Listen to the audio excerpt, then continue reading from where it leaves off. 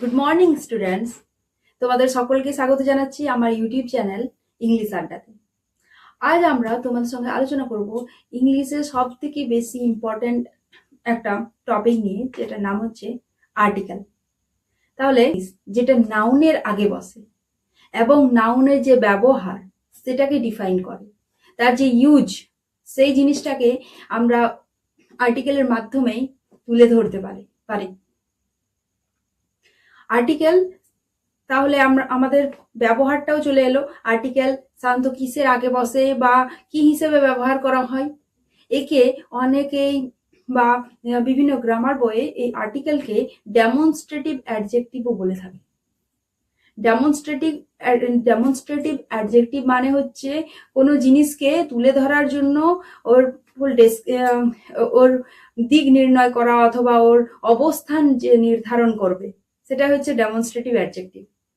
সেটা অবস্থান নির্ণয়ে অনেকটা কাজ করে। সেন্টেন্সের ক্ষেত্রে যে নাউন আছে সেই নাউনের আগে বসে এবং নাউনের যে ব্যবহার সেটা ডিফাইন করে, তার যে ইউজ কোথায় কি হতে পারে, কতটা লিমিট, সেটা বেঁধে দেয় এই আর্টিকেল।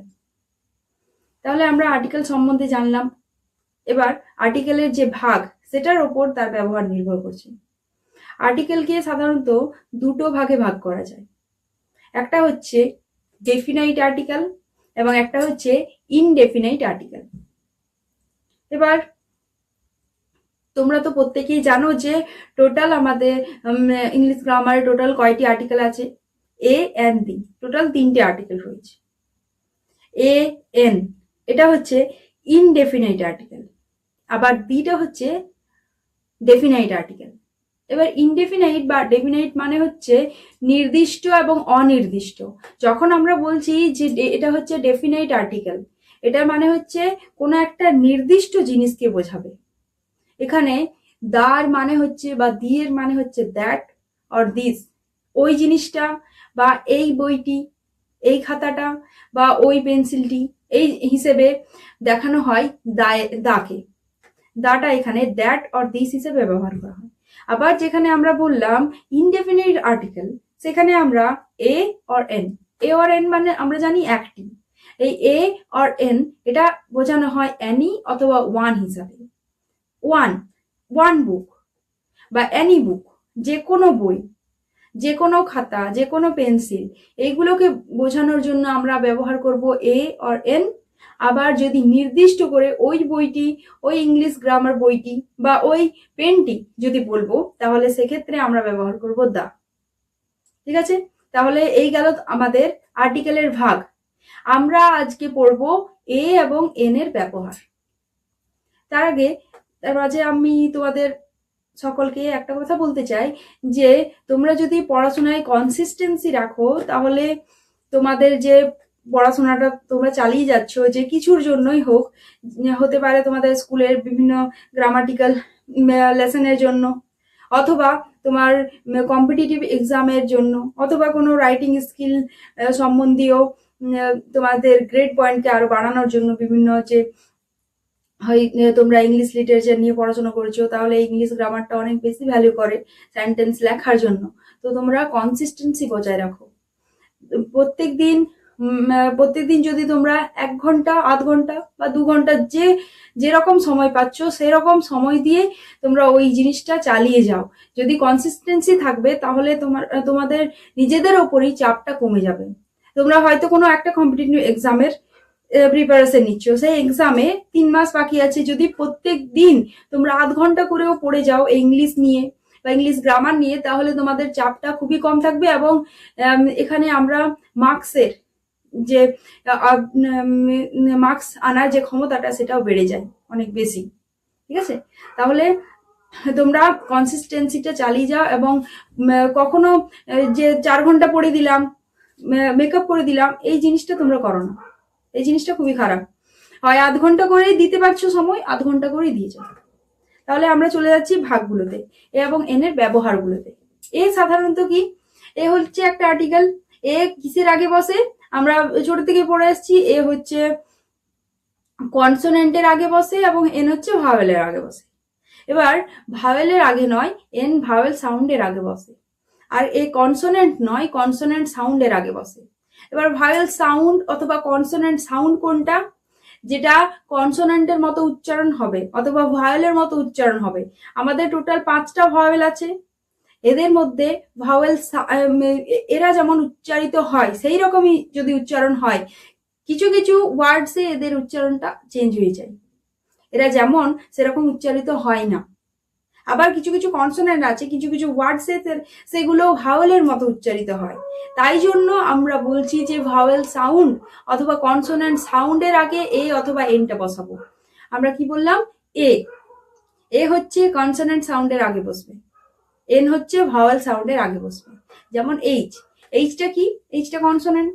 আওয়ারের ক্ষেত্রে, এয়ারের ক্ষেত্রে H E I R, heir মানে হচ্ছে উত্তরাধিকারী, এর ক্ষেত্রে বা